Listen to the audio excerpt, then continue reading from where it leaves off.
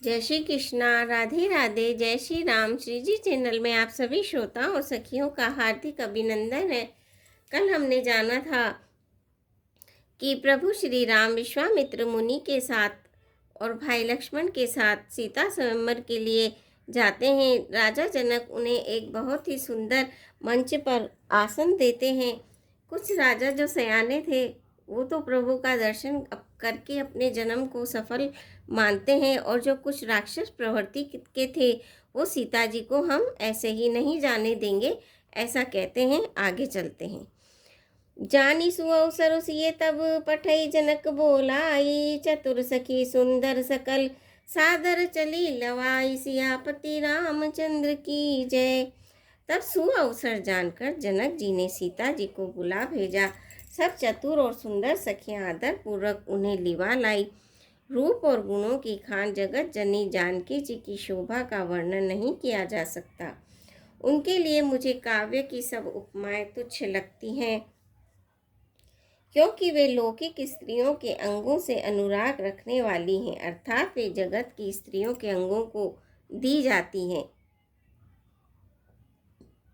काव्य की उपमाएं सब त्रिगुणात्मक माइक जगत से ली गई हैं।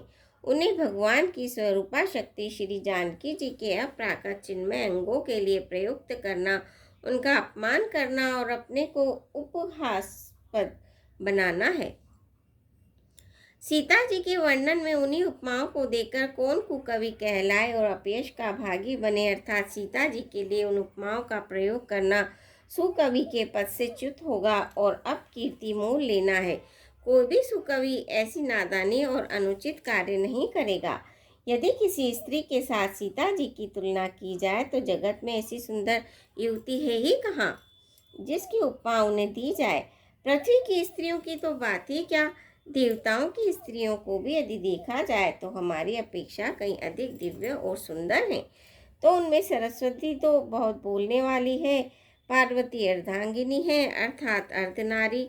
नाटेश्वर के रूप में उनका आधा ही अंग स्त्री का है, शेष आधा अंग पुरुष शिव जी का है। कामदेव की स्त्री रति पति को बिना शरीर का अनंग जानकर बहुत दुखी रहती है, और जिनके विष और मद जैसे समुद्र से उत्पन्न होने के नाते प्रिय भाई हैं, उन लक्ष्मी के समान तो जानकी जी को कहा ही कैसे जाए।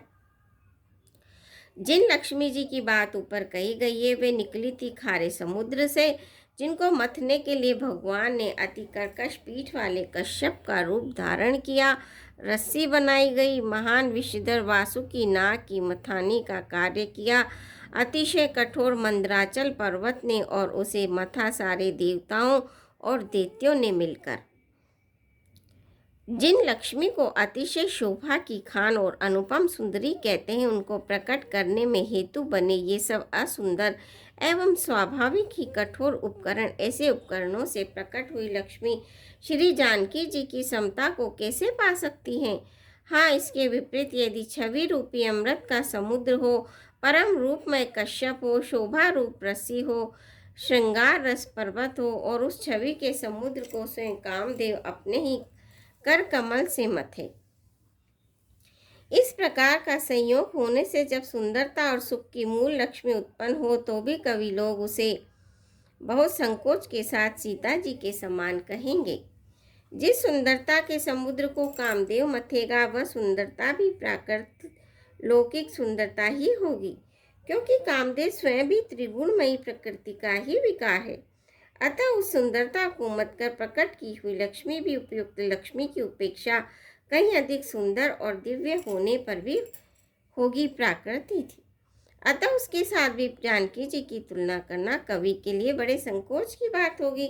जिस सुंदरता से जानकी जी का दिव्य आदि दिव्य परम दिव्य विग्रह बना है वह सुंदरता उपयुक्त सुंदरता से भिन्न अप्राकृत है। वस्तुतः लक्ष्मी जी का अप्राकृत रूप भी यही है।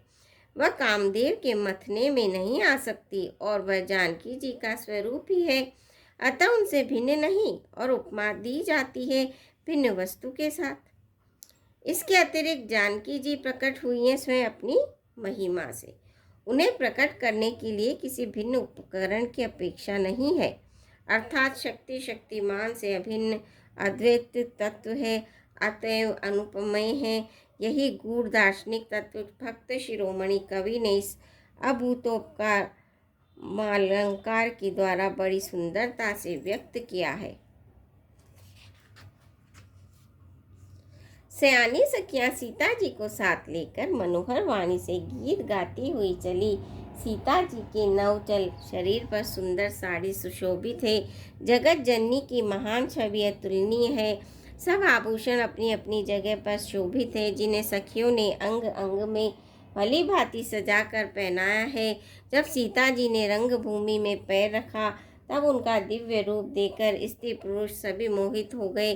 देवताओं ने हर्षित होकर नगाड़े बजाए, पुष्प बरसाए, अप्सराएं गाना लगी। सीता जी के कर कमलों में जयमाला सुशोभित है। सब राजा चकित होकर अचानक उनकी ओर देखने लगे। सीता जी चकित चित्त से श्री राम जी को देखने लगी।